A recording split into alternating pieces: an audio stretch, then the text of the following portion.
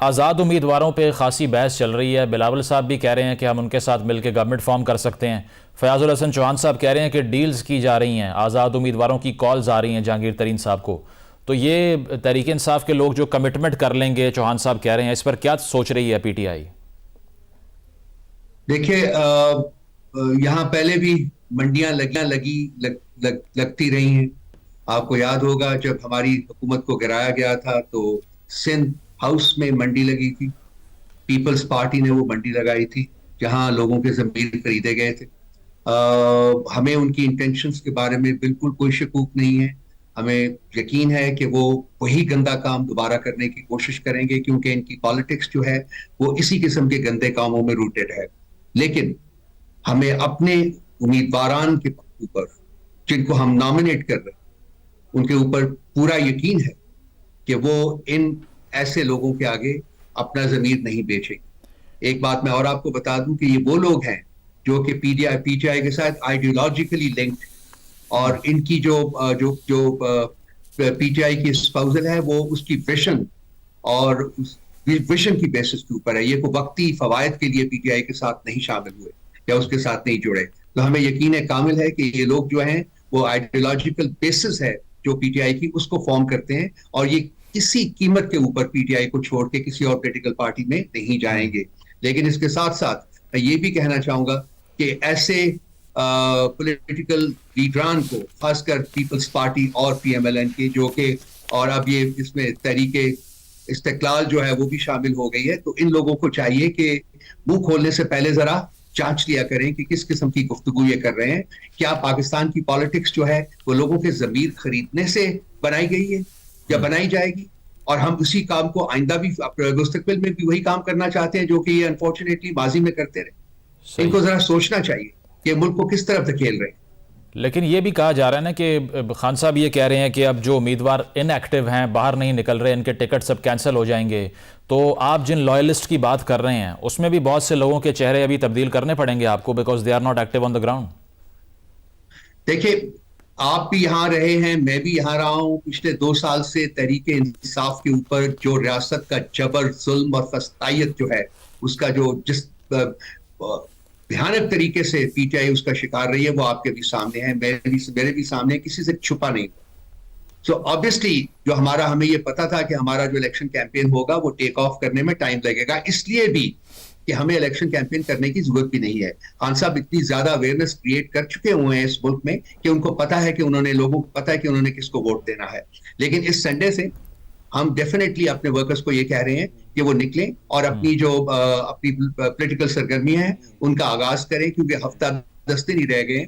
और एक रीट्रेट करें अपना जो लिंक है अपने वोटर के साथ, उसके लिए डेफिनेटली अब वो बाहर निकलेंगे। केपी में ऑलरेडी लोग बाहर निकले हुए हैं, पिछले महीना 1.5 महीने से, आपको पता है, उन्होंने वर्कर्स कन्वेंशन किए हैं। लेकिन फस्तायत वहां भी है, जुल्म और जबर वहां भी है, लेकिन पंजाब में ये एक डिफरेंट लेवल की फस्तायत है जिसका हमें सामना रहा है। रऊफ साहब, चौहान साहब ने तो नंबर भी बता दिया कि 40 से 45 लोग शामिल हो जाएंगे। इसके अलावा वो कह रहे हैं कि 8 फरवरी के बाद कोई नामो निशान पीटीआई का नहीं होगा। आपके नोटिस में कुछ सरगर्मियां आई हैं कुछ अपनी ही पार्टी के रहनुमाओं की, कि वो किसी से बात कर रहे हैं और बड़े नंबर में तैयार हैं जम होने के लिए किसी पार्टी में? देखिए, चौहान साहब और उससे पहले वाडा साहब जैसे लोग थे, वो टेलीविजन के ऊपर बैठ के कहते थे, उन्होंने क्लेम किया था कि हम पॉलिटिक्स छोड़ देंगे अगर पीटीआई को एक भी कैंडिडेट मिल जाएगा। ये आप रिकॉर्ड निकाल के देख लीजिए, ये वही लोग हैं। हमें एक नहीं बल्कि हमें हर सीट के ऊपर दर्जनों उम्मीदवार मिले और हमारे लिए चुनना मुश्किल हो गया था उनको। अब वाडा साहब को और चौहान साहब जैसे लोगों से कहे ना कि पॉलिटिक्स से रिटायर करें, अगर ये इनमें कोई भी सेल्फ रिस्पेक्ट का आंसर अभी तक बाकी है, तो ये इनको चाहिए कि पॉलिटिक्स को खैर बात कह दे। ये भी गीदड़ भक्ति है इनकी कि इनके साथ 40-45, इनके साथ एक बंदा नहीं है। और अभी ये इलेक्शन होने दे, देखें इनको अपनी असल, in spite of the fact कि बहुत सी पावर्स है जो इनको बैक कर रही हैं, सपोर्ट कर रही हैं, उसके बावजूद इनको अपनी असल जो वैल्यू है उसका अंदाजा हो जाएगा। Just about 10 days away। तो हम इन जैसे लोगों को बिल्कुल कोई अहमियत नहीं देते। दूसरा, आपका सवाल का जो दूसरा हिस्सा था कि क्या हमें अपने लोगों के बारे में इस किस्म की, बिल्कुल नहीं, बिल्कुल नहीं।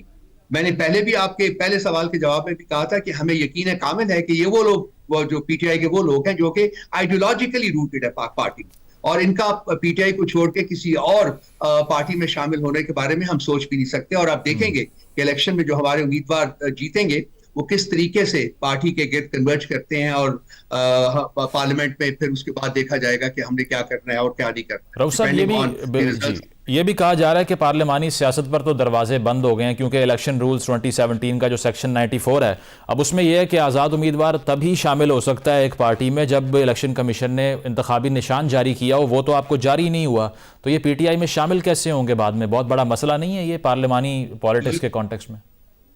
ये लीगल इनपुट हमारे पास मौजूद है, और हम इसको कर सकते हैं।